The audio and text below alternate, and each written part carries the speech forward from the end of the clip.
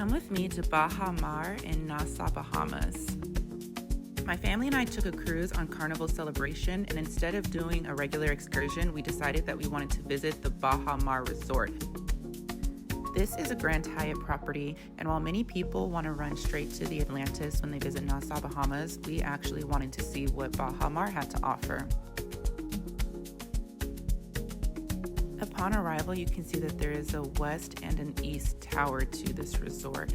The eastern tower is slightly older, also features some bathtubs in certain rooms, and is closer to the restaurants, while the western towers are generally closer to the water parks and have a more modern feel.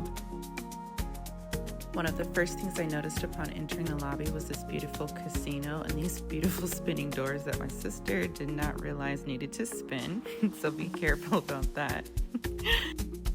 Heading to our rooms in the East Tower, I loved all of the art and I absolutely loved this elevator. Each room received 4 bands that you use to get into your room, as well as get around the resort into the water parks and other areas that you may need if you're staying there as a guest. We got the 2 queen beds with a balcony, and this is what it looks like.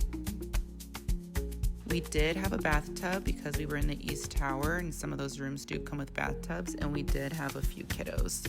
In the off season for this 2 queen balcony room, it was just a little over $400. However, when I did look up the same exact room in the summer season, it did get to about $1,200 plus. This is the view from one of our rooms. We immediately changed out into our bathing suits so we could head down to the beach in the water park. I believe we were there for about 8 hours, so we didn't want to waste any time, especially because it was raining a lot and we wanted to make it to the beach and the water parks before it started to come down again.